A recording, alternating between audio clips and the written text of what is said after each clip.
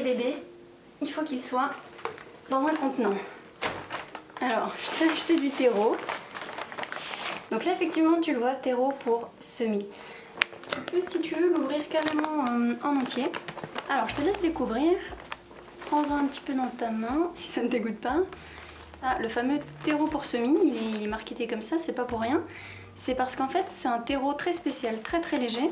L'avantage, en fait, c'est de passer directement par ces terreaux pour semis. C'est pour ça que je t'ai pris ça directement.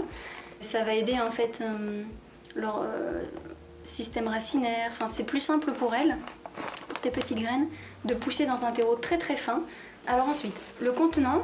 Là, on a pris un petit peu des contenants plus officiels, plus jolis. Mais en vrai, les pots de yaourt percés, ça fera aussi l'affaire. D'accord. Donc on a ceux-ci qui sont vraiment... alors il y a différents types de fibres. Mais quelles qu'elles soient, quand ça ressemble à ça, ça veut dire que c'est biodégradable. Ok. Tu vois un petit peu la texture. Très bien. Donc théoriquement, dans ton sol, ça va se décomposer quoi. Ah, super. Moi, toutefois, je préfère quand même l'enlever de ça.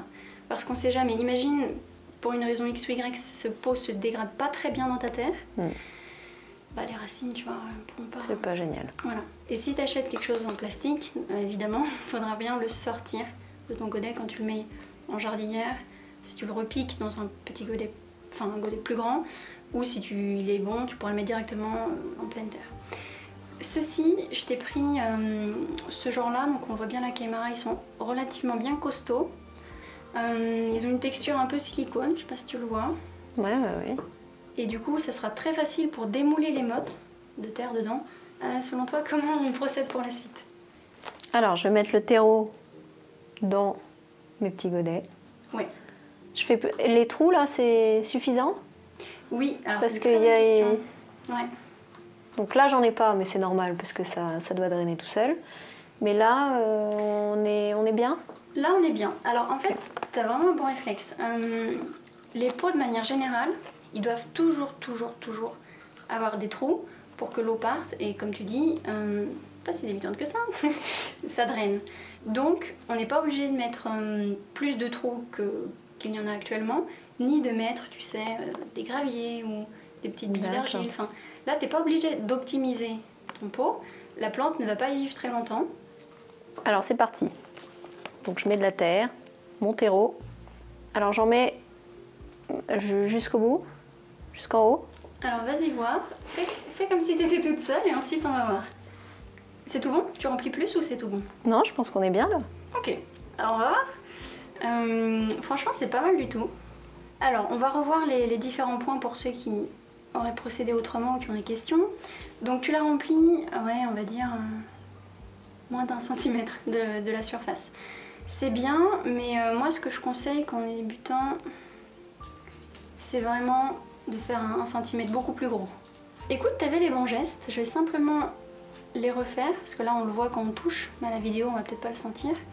Il faut que la terre soit vraiment, comme là c'est le cas, bien tassée. Alors moi je fais un peu différemment. Hop, voilà, je fais directement comme ça.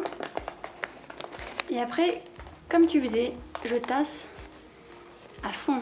Et c'est ce que tu faisais un peu tout le long. C'est vraiment bien.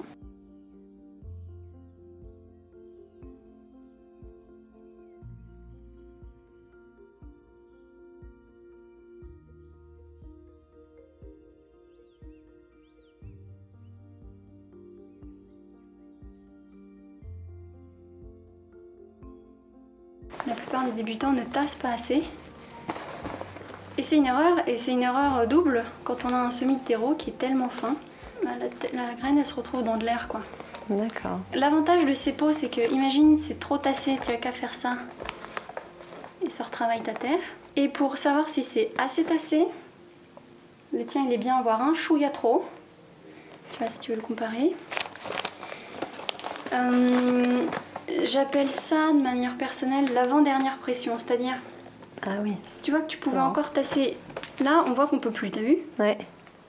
Là, il faut qu'on sente qu'on puisse encore le tasser une fois et que ça laisserait une marque, on voit là ça laisse une marque, mais on a juste testé, tu vois, on n'a pas appuyé à fond.